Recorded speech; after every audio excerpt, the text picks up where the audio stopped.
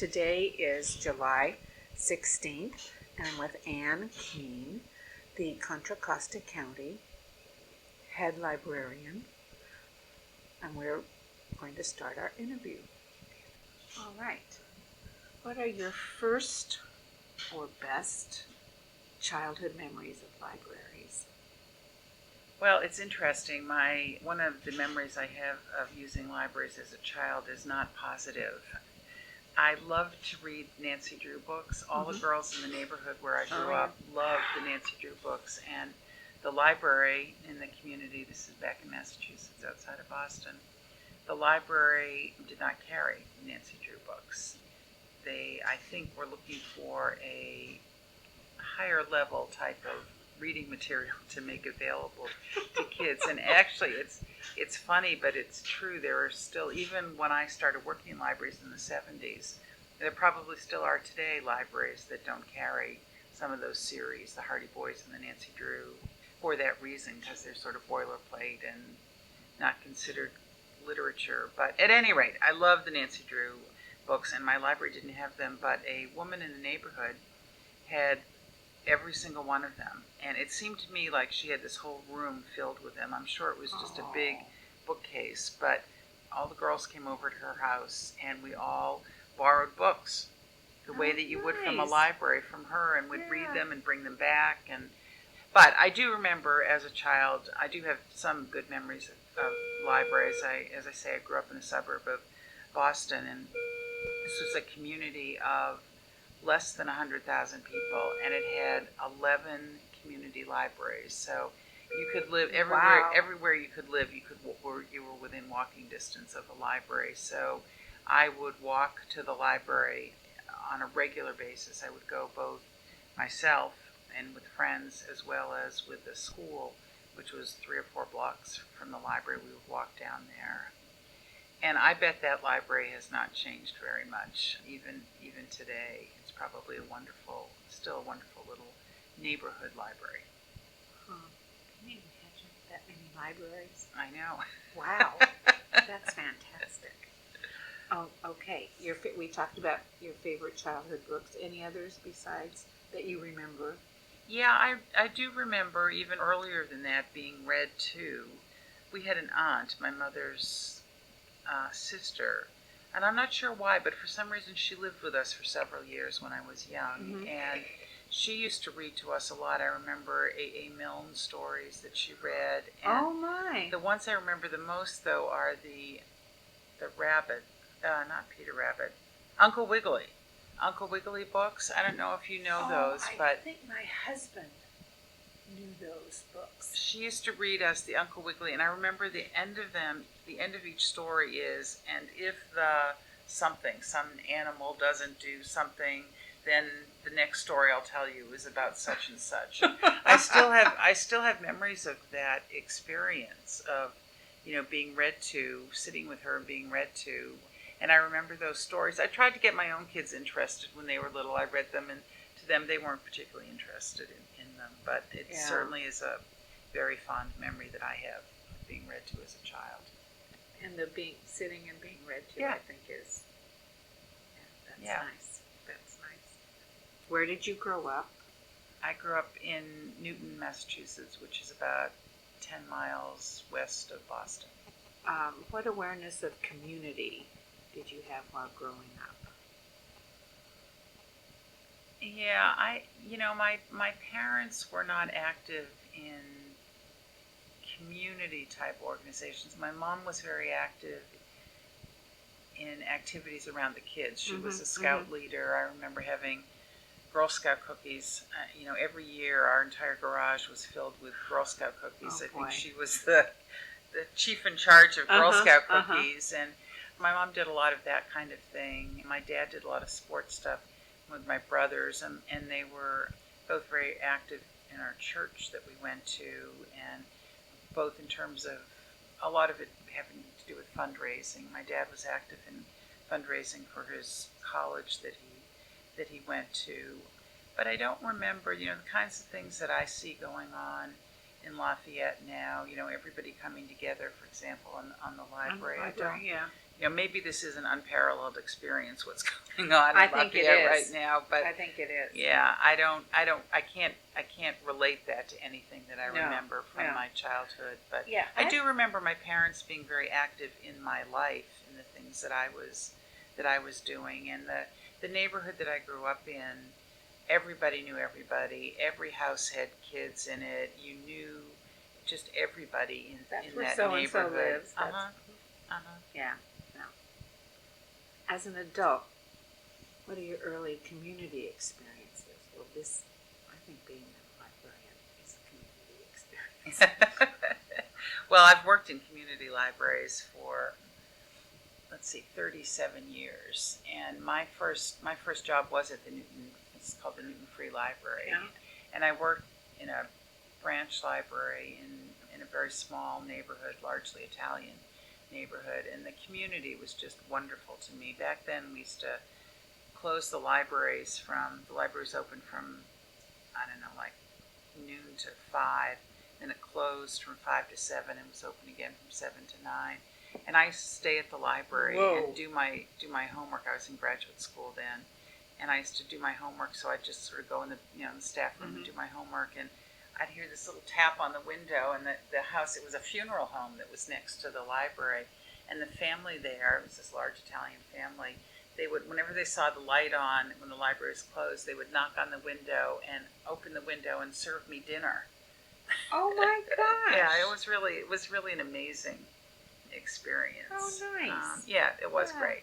Anyway, that whole experience of, I think, starting my career with a library in a small community where you get to know everybody. I knew all the kids, and I knew what people like to read, and I think that has helped me through my whole 37-year career of really kind of understanding what it's about, basically, which is serving people and finding them what they need and what they want and what they're asking for. So in terms of other community things, I've mostly, maybe I guess someone like my mom, been involved in my kids' activities when they were little, scouts and sports and that kind of thing.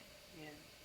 What attracted you to Lafayette, and how long have you lived here? I have lived here 20 years this month. I moved in, actually I think we moved in August, but we bought our house in July of 1989. My ex-husband is a professor at Berkeley, and so my first job was here in Pleasant Hill. He was working in Berkeley. We knew nothing about Northern California. We were relocating from Southern California. We looked at a map, and in between Berkeley and Pleasant Hill were these three communities, Orinda, Lafayette, and Moraga.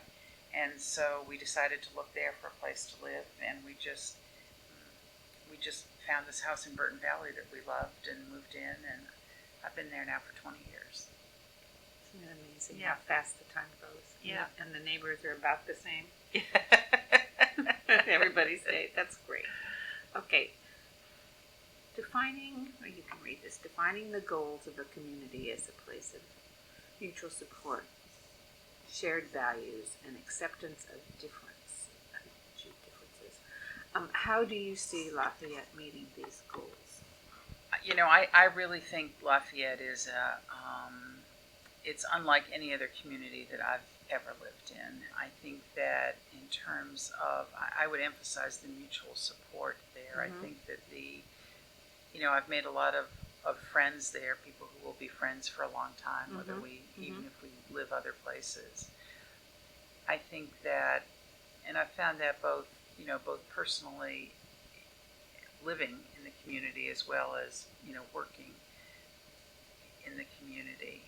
The shared values and the acceptance of difference, I guess, there aren't a lot of differences, frankly, in the community. And, I moved to Lafayette from Pasadena, which is, very diverse economically, socially, racially, ethnically, and that had a lot of appeal and a lot of attraction to it. And clearly, when we moved to Lafayette, we were looking for what a lot of people look for when they move there, which are good schools.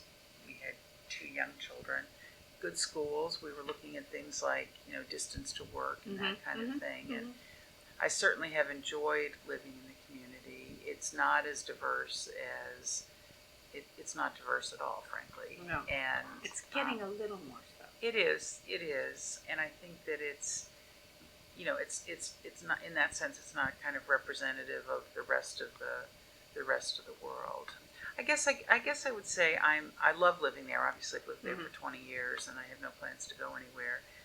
I'm glad I had the experience, though, in between growing up in a suburb of Boston that was larger but was pretty homogeneous itself. Living in my 20s before we settled into 20s and early 30s before we settled into Lafayette, I'm glad I had an experience of living in amongst more diversity. And certainly you can get that here in the Bay Area. There's lots of areas that you can go to and get that experience, whether it's Berkeley or Oakland or San Francisco. But the draw of Lafayette, to me, when I came here, was the schools. And it continues to be things like the safety in the community. In fact, the older I get, the more important that is to me. I feel very safe in my community, and I'm walking distance to the bike path, and that's what I love. I walk downtown. I take my dog up into the open space, and I shouldn't say this on tape, but I let her off the leash and let her roam around. And I think that kind of freedom and feeling of safety is not something that I would find in too many communities. I agree with you. I love letting the kids ride their bikes in the whole neighborhood without worrying about. Yeah, and I think, while my kids were growing up there, I think certainly the other neighbors and friends and other parents were, I had a sense of community and everybody looking out for each other's kids. And because I was at work all day, I just had this sense that it was a good place, a great place to raise a family. What are your earliest memories of the Lafayette Library?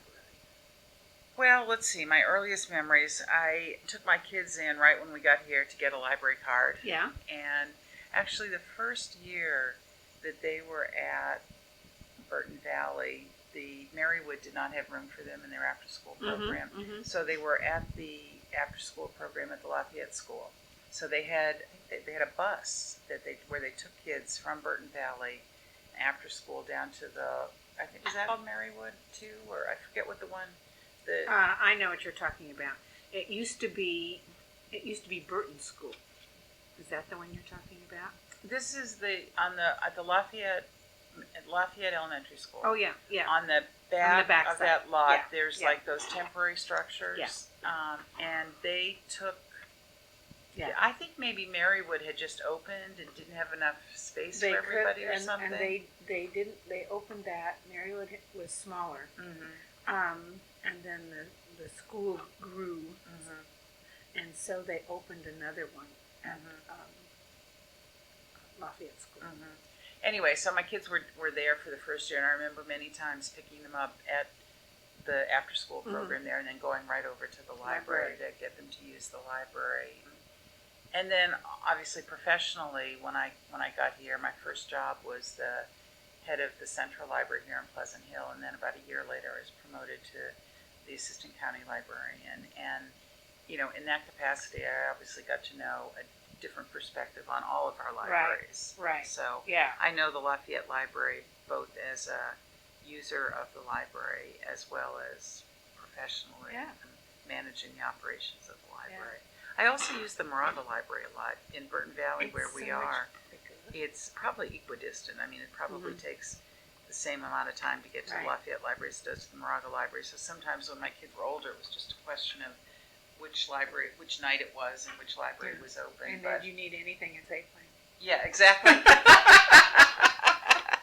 Exactly. So I used both as a customer, I used both, and my kids used both the Lafayette and the Moraga Library. And then I use the Pleasant Hill Library, obviously. I get my books. I get my books here because it's attached to this building. Yes. So how often do you personally use the Lafayette Library? Well, we've just talked about Yeah. that. And for what especially? For your... Right now, I don't use the Lafayette Library. No, I use no. the Pleasant Hill Yeah. Library to get my reading Sure, material. But sure. you know, as of course my job, I've been at the Lafayette Library many times, Mhm, mhm. many times. I meet with the staff there and everywhere else on a regular They're basis. wonderful. And they're fabulous. Thank you. I appreciate that. Oh gosh, they're just terrific. Thank you. How do you feel a library serves the community? You know, I think it's changed over time. I think that in a real positive way. I think that that libraries have been, when I started my career, they were mostly, you know, a place to go to get books and information. I think now increasingly people view them as a real community asset, a place, first of all, a place, not just a place to go to get books and information, but a place in the community that's kind of the hub of the community. I mean, it's the communications hub, or really the physical hub, a place in the community where people come to get together. And I think they get together for purposes beyond getting books and information, which are still extremely important and the core of what we do. But increasingly, people are coming to the library to learn. You know, this concept of lifelong learning. That libraries aren't just for children and for teens, but those of us that want to continue to learn a language, or read authors, or do-it-yourself stuff, or travel, or learn a new hobby or a new skill. Or now with the recession, people are coming increasingly into libraries to find out about jobs. And so I think that in terms of bringing people together in the community, I think that's what a library is doing. I think it's a place for people to come together to talk about topics of interest to the community.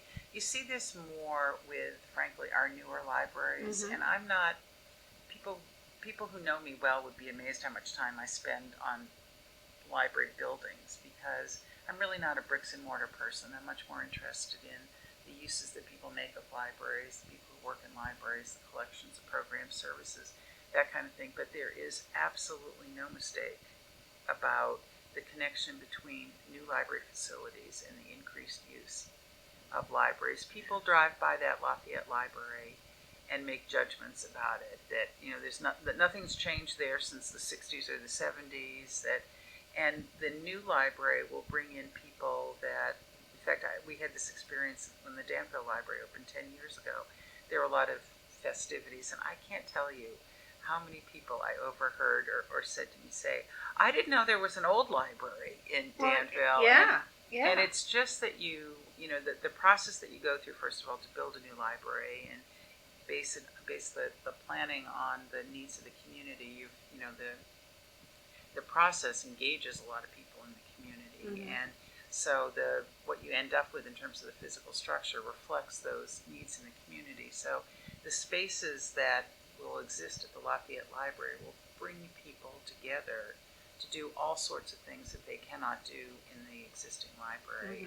You know, whether it's group study rooms or individual reading and study, the children's deck that's going to be there, the Arts and Science Discovery Center, all of the community hall, all of those that are now now they're a construction project, but are just planned spaces, will bring people to the library for just a whole host of purposes, and I think help the library achieve the mission that, the library is different things to different people. I mean, some people see it as a primary source of education beyond the schools for children and teens. Some people see it as a safe place for teens to go after school, and other people see it as the lifeblood of our democracy, a place to get information.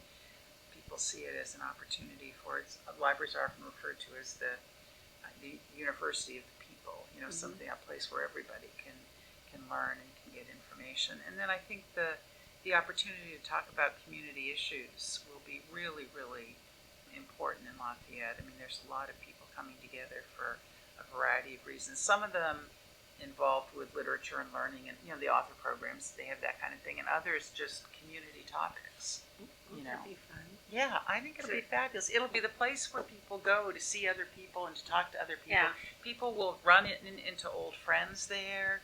It'll be that kind of place in the community. You have so many quotes, I can't write them all down. You'll have to. That was so good. By the way, I could go on for 3 hours on the topic of the library. This is and the great. community. I've got extra batteries. 62, you were not here. No. In 62. I was a teenager. Baby. Baby. I graduated from college in 62. Okay. We talked about this a lot. Do you have any knowledge of the people involved in? Yeah, I've been involved in that. I don't specifically remember the 1996 study, but I certainly remember the Vision Task Force and the people that were involved in that. That was kind of the first effort that I was really involved in to really kind of bring people together to see what the potential was for a new library. It's very difficult for a small community like Lafayette to even imagine doing something like a big civic building. I mean, look, it's not, there are no other real civic buildings in Lafayette, and you go to other communities and they have city halls and they have police stations, police buildings, they have senior centers, they have recreation, new recreation facilities and pools and that kind of thing, and you don't find that in Lafayette. And so for a community like that to develop the vision for a library the way it did is remarkable, and it is different than what happens in other communities, I think. And I think that was the first time that there was a recognition that not only that the potential existed to do something, but I think the sense of urgency, and I use that term urgency loosely since it's now 10 years later, but can you believe it? It's been 10 years. But you know what? That doesn't surprise me. It does me. Everybody else thinks that's such a long time, but when you're starting from scratch, you're starting with nothing. Yeah. The process that you need to go through, particularly in a small community, takes a lot of time. I mean, obviously, I think Lafayette is a fabulous example of why it's good to take a long time. I mean, they were really able to achieve their dreams. They didn't have to scale back. They didn't have to sacrifice or make a decision about the site. The selection of the site was interesting in Lafayette. There isn't that many places. No, there weren't that many places, and there were several studies that were done of what's the best site for the library. And every study that I was aware of or was involved in fact, you mentioned Anne-Marie Gold earlier. Anne-Marie was very involved in this as well. Yeah, in fact, she was more involved than I was in the site, and she was the county librarian then. I was the assistant county librarian. Also, after she left in 1999, she was a consultant for a while in the early 2000s, did some consulting work for the project, and part of it was on the selection of the site. And every time everybody looked at the site, the best location was the veterans site. And everybody said, okay, well, that's great, but that's not available. Yeah. And to watch, to me, both interested in the library and also as a resident of the community, to watch the way that process unfolded was, I think, it taught me a lot about doing the right thing and about watching people come together and get involved in order to do the right thing. Because, okay, the veterans are there, but that is the best site. That clearly is the best site for the library. They looked at a number of other sites. I remember going on a walking tour of a dozen or 15 sites, and some of them weren't available, including the veterans site at the time, and some of them were not practical, like the existing site. I mean, that was one that was always under consideration, but you'd have to have a 2-story library in order to really expand it. And a 2-story library is going to cost you more in the long run to operate it. You have to staff 2 floors. And you really, in a library that size, you really want to try and get all your public services on one floor if you possibly can. And also, being on Moraga Road there and turning into that library is no matter how much, no matter how you design that site, that is really always going to be a problem. Yeah. And whether it's early in the morning, when there's the traffic, coming to the schools and going to work, or late in the afternoon, the traffic on that road is, And so, and there was a very strong commitment. I mean, one of the things that was good was there was a very strong commitment to keep the library in the downtown area. There were sites that were thrown out. The site kind of across from Makalani's, a site down by where Reservoir. by past that where Oakwood is, and and there was a very much a consensus in the community that they wanted. Not only did they want it in the downtown, but they wanted it in the quadrant that is south of Mount Diablo and east of Moraga Road. Partly because Stanley is there, right, and Lafayette Elementary School. Also, the bike trail ends up there, so kids from Burton Valley can come down the bike trail there. But to have it in that area seemed to be important, and there's just not that much space there. Yeah. And so to watch the community go through that process of working with the veterans, I mean, I went to tons of meetings with the veterans, and just to watch that whole process, and I wasn't really engaged in it, but just to watch the city and the county work together on that site, and to watch the building of the very nice building as a tribute to the veterans has. I had no idea about that. Yeah, it's fascinating. Yes. It's fascinating. And I actually bought some of the bricks on the wall of the Veterans Building. Yeah. My dad and 2 of my aunts and one of my uncles were all World War II vets. So I bought bricks, on that wall that they have there at the Veterans. Oh, nice. In fact, one of my aunts lived in Lafayette. This is back in that would have been in the 50s that she lived in Lafayette. So at any rate, I'm just kind of watching that whole process was fascinating. Oh, yeah. Watching a community do the right thing, which in my opinion was to satisfy the needs of the veterans. It was as a well win-win. And the veterans were I felt very good to work with. They were very upfront. They didn't particularly need their facility to be in the downtown area.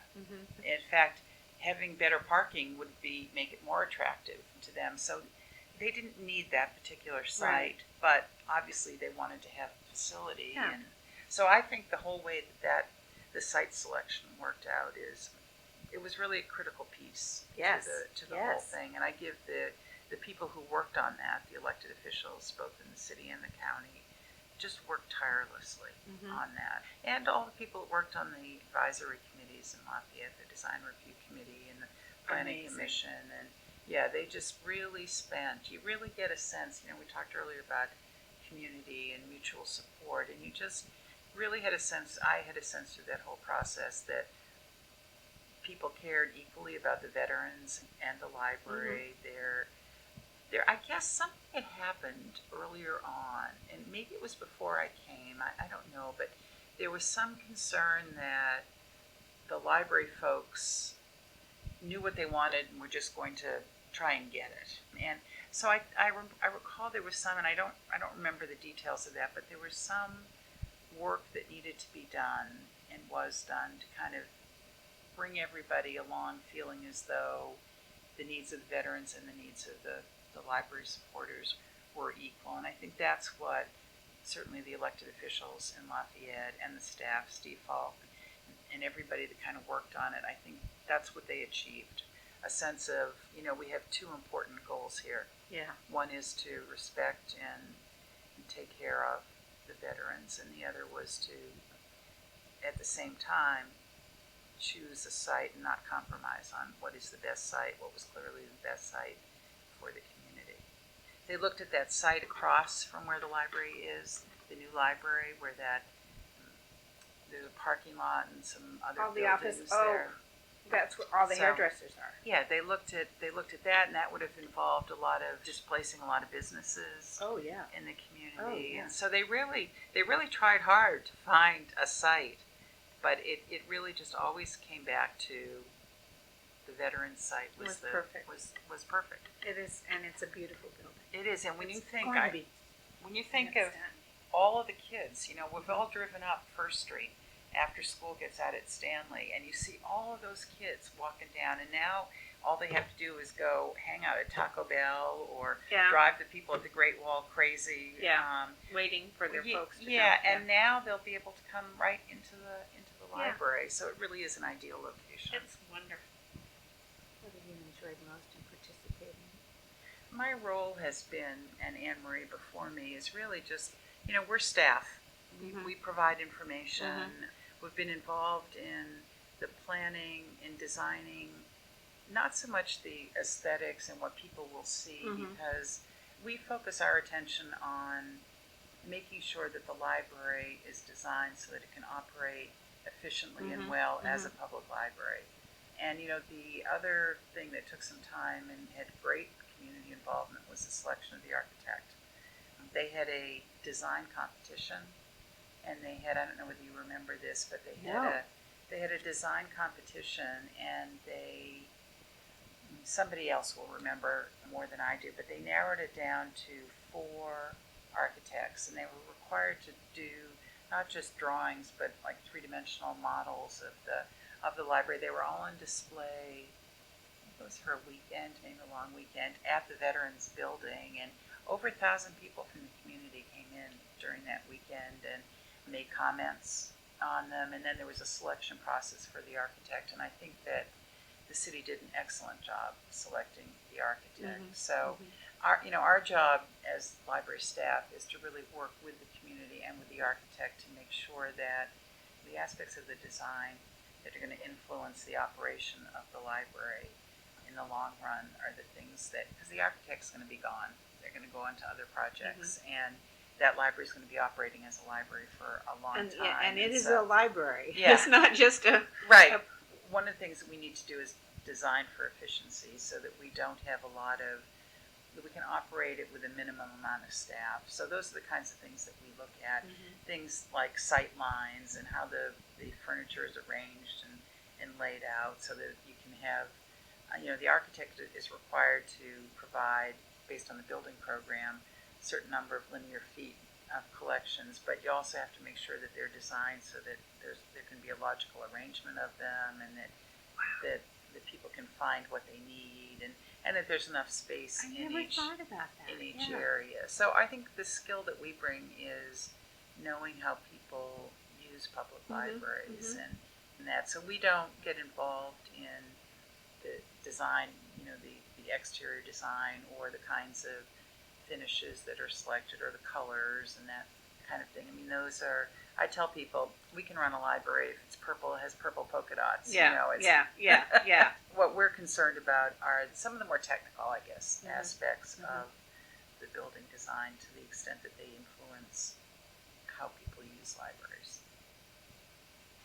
It's so much more complicated than I had thought. Okay. We've observed making a real impact. We talked about a little bit about that. I think some of the people, I don't know whether you want me to mention specific Up to you. individuals or, Up to you. well, I think an enormous amount of credit needs to go to Anne Groden. I think that she was part of the initial vision of what potential was in that community, and I think her work on creating the Lafayette Community Foundation, and I think even the fact that it's a community foundation, it's not just the library foundation, it was a community foundation, the first project of which was the library, and then I think her own personal commitment to fundraising. And I've learned a lot about fundraising, not that I could go out and do it or would ever want to, but one of the key aspects to making it successful is you have to have people involved that are going to give money.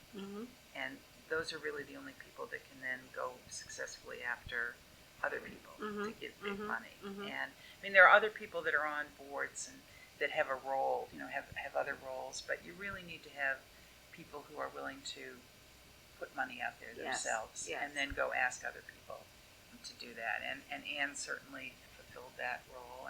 And I think in every watching it progress, from the Lafayette Community Foundation to now the Lafayette Library and Learning Center Foundation, Anne has been not just a visionary, but has really kind of taken the high road and been very generous in terms of making sure that this actually happens and happens in a way that's what the community deserves. It and seemed to be a real wants. priority. Absolutely.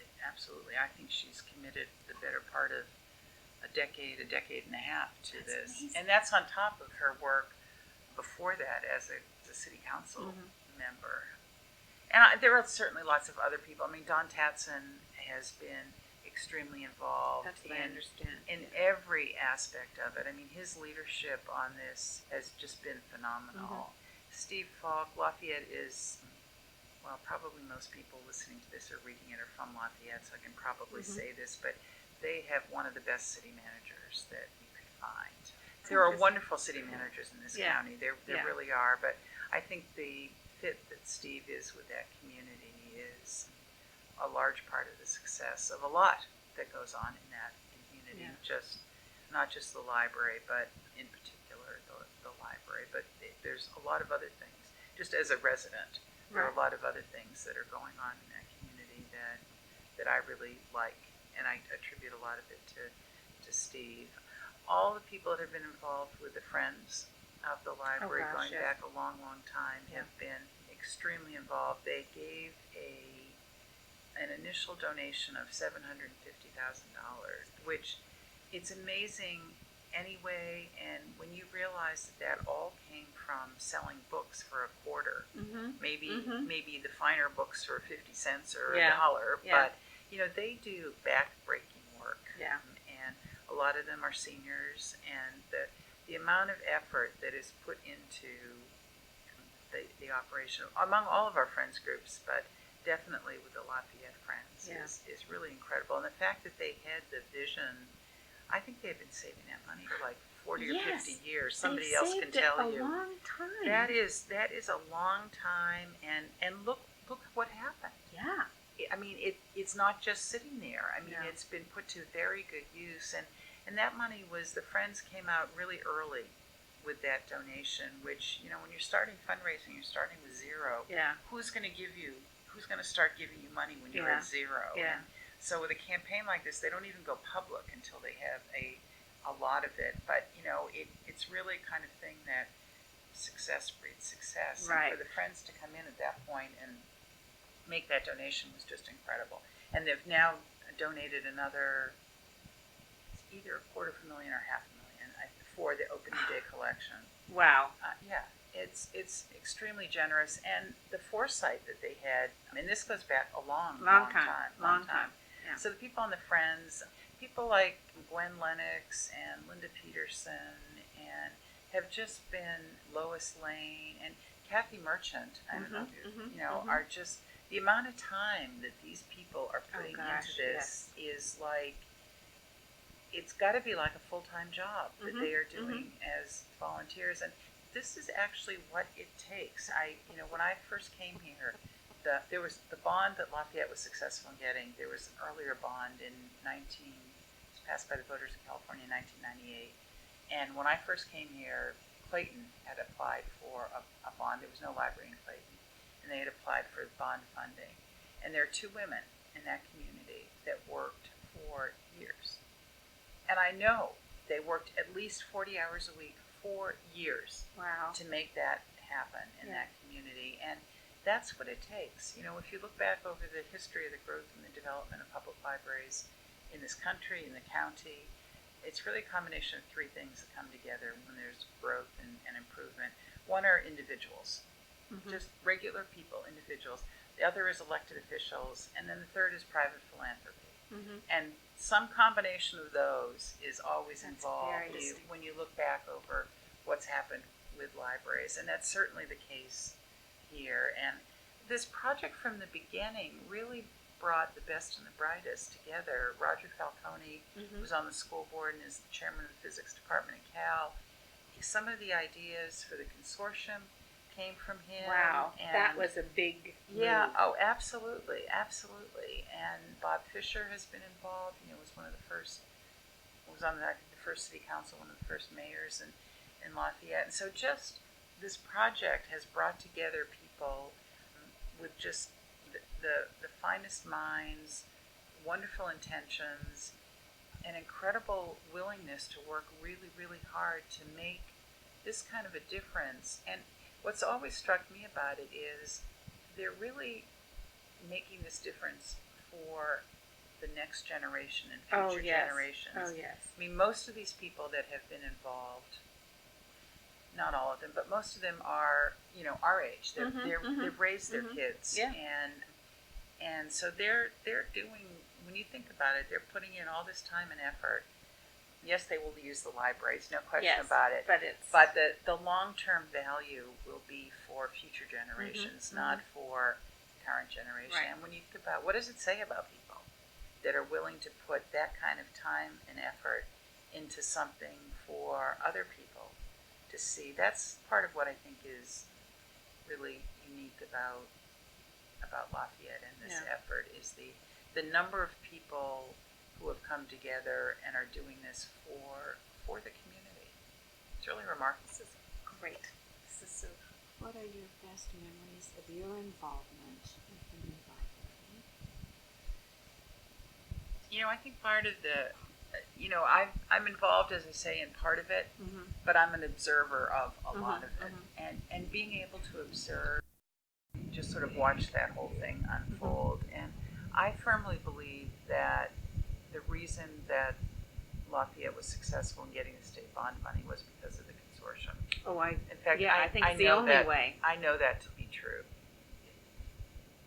The application was excellent, there's no doubt about it, but there were lots of other excellent applications in the state, and there was $350 million in the bond. There's $4.4 billion in need in California.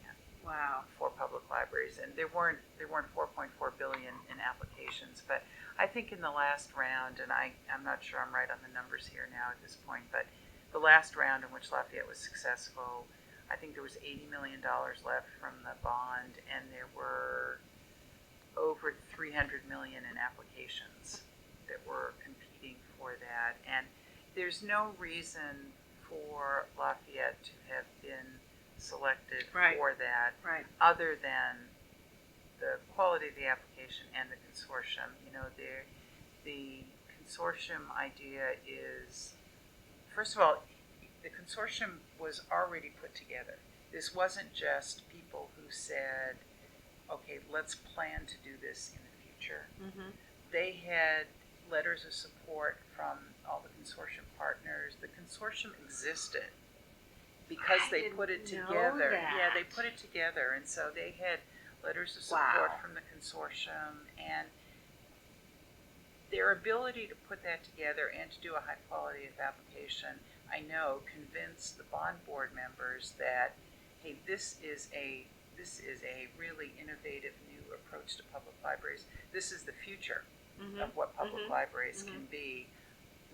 Let's fund this, and they will be able to make it happen. This is a group, I think the bond board was convinced that this is a group that can make that happen. Now, as they do in Lafayette, they meticulously covered every detail of the application. That application was reviewed by everybody. They did an unbelievable job in it. They prepared to go to the bond board in Sacramento. And there were lots and lots of other communities in this county that applied, but I have never seen a community come together to prepare how they were going to do this. You don't get to give a presentation, but you are there, and they did get to speak. I think Roger Falcone spoke for the group, and they got together. I think it was a big game day. It was a Stanford Cal game, I think, like the weekend before. Yeah. And they got together at 7 a.m. that morning. so that they could rehearse one more time how they were going to do this.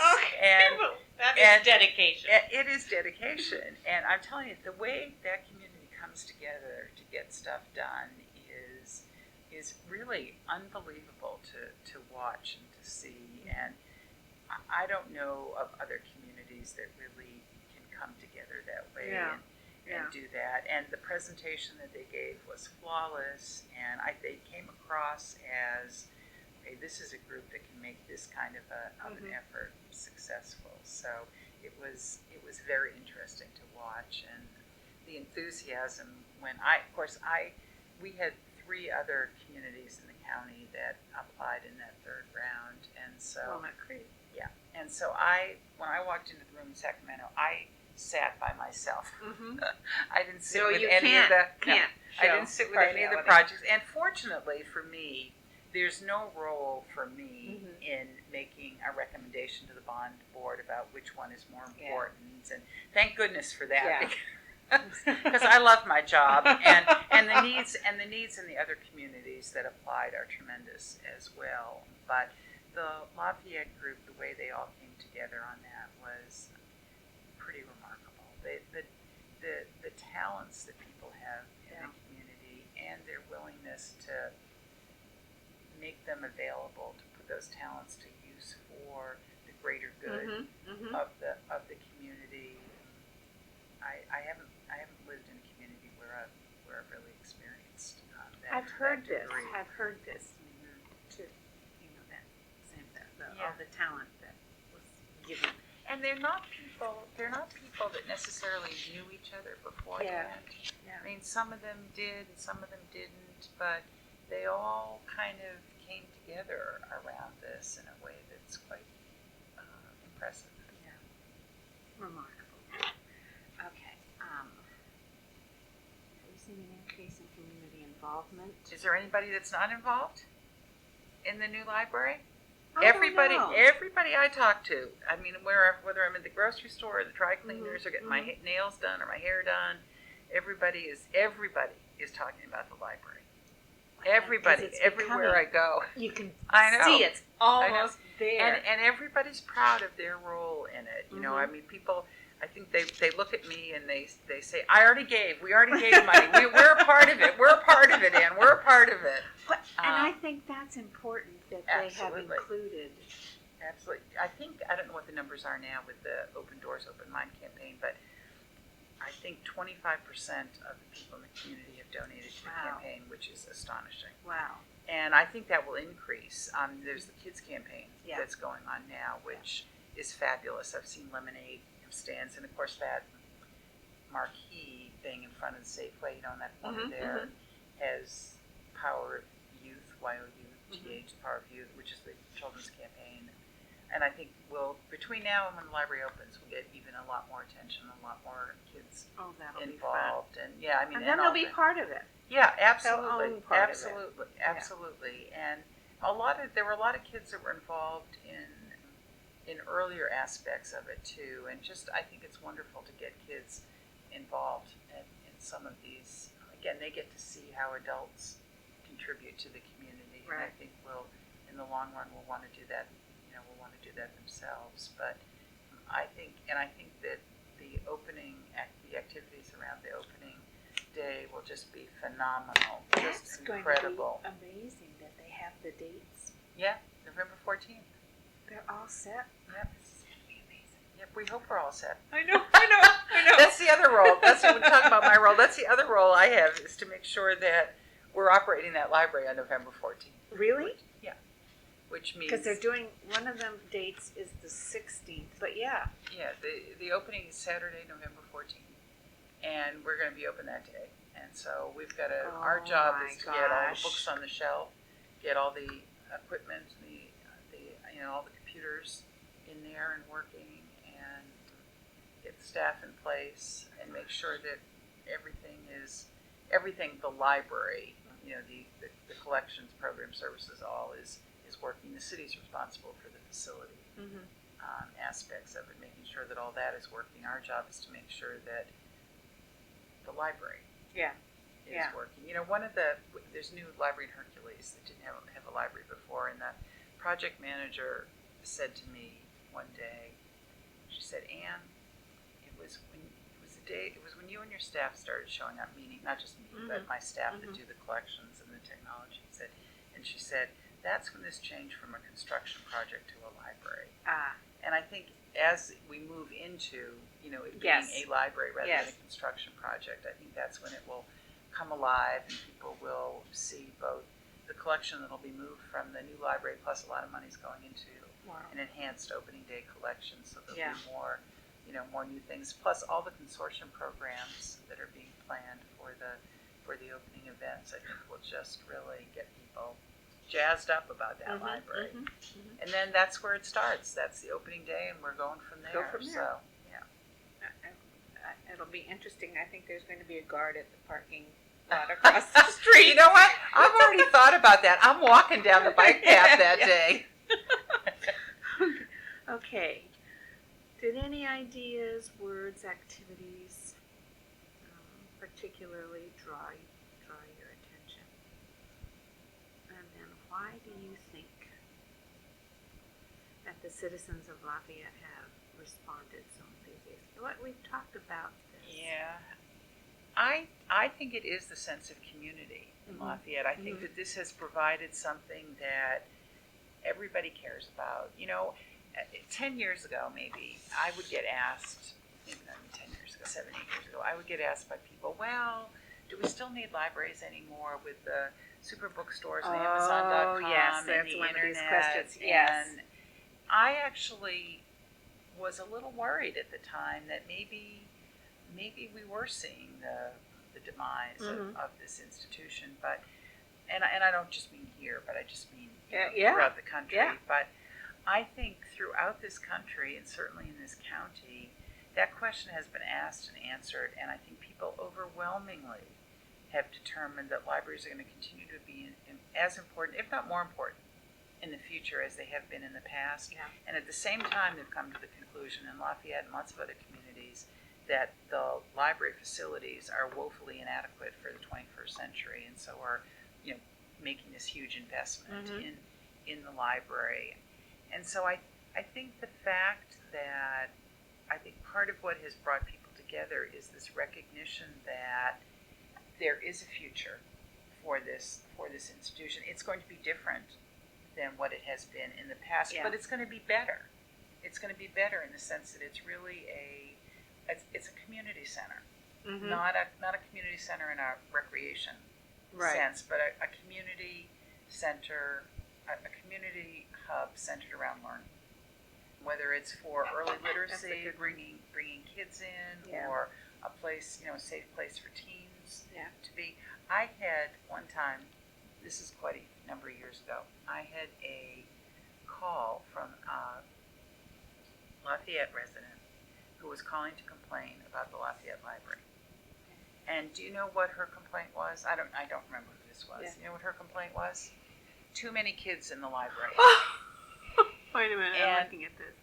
And, the conversation that I had with her was, and I know exactly what she's talking about. Yeah. I know exactly what she's talking about because, first of all, she was there at 3 o'clock on a weekday afternoon, and which, so the kids from if you Stanley are have there. any choice in when you use your library, don't go at 3 o'clock on a weekday afternoon. But, you walk in there and it's not well designed in the first place because there's this central area that everybody must pass through in order to get to the children's area, to the teen area, to the adult area. It's right where the computers are, the stand-up computers. The kids drop their backpacks, and the backpacks all over the place. And I had this conversation about, I can't think of a better place for the kids in our community to be after school than in our libraries. Yeah. The problem is not that there are too many kids in the libraries. The problem is that the library is not large enough, doesn't have the resources to have as many kids as there were there. And so it just kind of struck me that the problem was identified as there are too many kids in the library rather than there aren't enough resources going into having the kind of library where you can have that number of kids in there. So, and I think that's the kind of thing that, a community like Lafayette realizes, and they're going to go out and do something about it. I mean, that's a positive problem. We should all be so lucky to have our kids in the library after school, and no, they're not all well behaved all the time. You know that as a teacher, but they're just kids. They are. So I think that the community coming together around that has just generated a tremendous amount of enthusiasm in that community. What outcomes do you hope for? And we've talked about that. And what do you look forward to using, doing, and enjoying the most? Well, I look forward to retiring and spending time as a customer in the Lafayette in that Lafayette library. In fact, I kind of joke about it when we're doing all the space planning and all. I'm saying, "Where's my rocking chair? Where is my rocking chair? Where's the space for my rocking chair in this library?" But no, I hope to make good use of that library for the time that I am here. It will certainly be my job to make sure that we manage that library in a way that meets the community needs for those areas that we're responsible for, the staffing and the collections and the technology and all. But then beyond that, I hope to be in there a lot, just as a user of that library, and to be able to see how others in the community are enjoying the library. Yeah. I think people will be amazed at that, at the use that is made of that library. I think one of the smartest things is to add all that parking. Yeah. Absolutely. They had to do that. Yeah, absolutely. Parking is a major issue when it comes to people want convenient use of the library, not just use Bring of the library, their little but kids convenient use. and take them to the children's story hour or whatever, and then all the equipment they have, all that stuff. We have stroller parking. We have a place for stroller parking in the really? In the children's area. Oh. And we're actually hoping that a lot of people come by bike. There are going to be bike areas, and that people walk there. And that trail. So, there is I think the trail, and I think being in that downtown area will really encourage people to walk and to use bicycles and other methods of transportation. So. Okay, we discussed this. It was said that the internet would kill the printed word, and libraries would become obsolete. How will our new we did talk about this. Yeah, I think the best way to avoid that fate is to continue to use libraries, and I think a lot of it is involved in these new facilities because they have the kind of spaces that people want to have in libraries, and you can't achieve what people want to achieve in their libraries, frankly, in some of our older buildings. Yeah. There's not, and the old Lafayette Library is a good example of that. It's small. People have to think about when they can possibly use it, and you can't, people always say to me, well, what are the best hours to be open? And it really depends on who you are, because people with seniors and people with really young children, particularly in a community like Lafayette where there are a lot of mothers or parents that are not working, they want to come early in the morning. They want to come in the morning. Their kids are taking naps, or they themselves are taking naps in the in the afternoon. So morning hours are important for people, and I think you'll see a lot of community people that will just be coming in, being in the library in the morning. I think so too. There's a group at the Danville Library that on Saturday mornings at 10 o'clock, you can go down there, and there's a group of men that sit in the periodicals and newspaper area, and it's where they go. It's their club. It's where they go on Saturday mornings to kind of catch up, probably see each other, catch up. I don't know, maybe they go out to lunch or coffee afterwards. I don't know, but you'll see regular groups of people that will come into that library at certain times. Some of it will be centered around when we have programs. When we have programs for preschoolers, and then. After in the afternoons, that students want to come in, but also families really want to come to the library together, and a lot of that happens on Saturdays. I really hope at some point we can work out a way to have that library open on Sundays, because from my experience many years working on public desks in libraries on Sundays, that's really the best time for families to come together, because nights people are people are Yeah. busy and doing Yeah. different things, and Saturdays They have there's all the sports stuff, Mhm. and so I hope at some point the library could be open on Sunday, because coming to the library together as a family is viewed by a lot of people as a really important activity. In fact, a lot of parents think it's a good parenting experience to bring your kids to the library, not just that they go to the library, but Yeah. that they go with you. And Well, I think it emphasizes how important the written word or books or Mhm. learning Mhm. is if you go as a family. How important. And you know, as from being a teacher, how critical reading is Mhm. to future academic success and really to lifetime Yeah. success. Yeah. Not that you can't be successful without being a strong reader, but the kids that get behind in school often, you know this better than I do, by the time they're in high school, if you're not a good reader, So hard. you can get significantly behind. So hard. Yeah. And of course now, we're talking about books, but libraries are a lot more than books now. We have downloadable audio formats, we have DVDs, we have all sorts of formats for all kinds of interests that people have in different. Yeah. So that's a lot of what you'll see in the library as well. We talked about this, how you think it will affect it, better serve and enhance our community. I agree, it's going to be wonderful. Do you, okay, is there any thoughts that you would want? Is there any quote that you would like under your picture? Or do you want us to just go through it? I haven't thought of that. I know, So, and you can always call me. Okay. 'Cause Yes, this was I would love to have a quote under my picture. Oh, yeah. But I'll want to think about. Yeah. It will have something to do with the community and the generosity of the community in terms of the financial generosity. Mhm. I mean, the amount of money that's been raised for a community that size Yeah.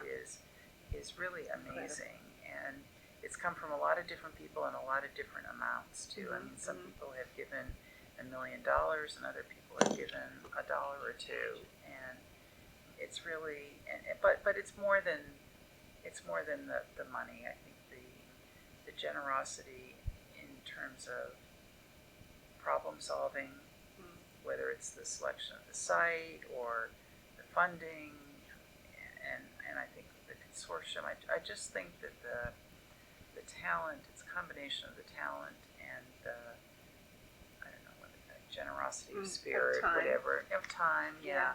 that people throughout that community have shown it's amazing to me as a professional librarian. Mhm. I'm both a resident of the community and a librarian, but I'm so proud to live in that I community think it's great. because so many people have done so much for Yeah. what I care about personally and Yeah. professionally, which is public libraries. That's great. Okay. Thank you. Well, thank you. You must be having fun doing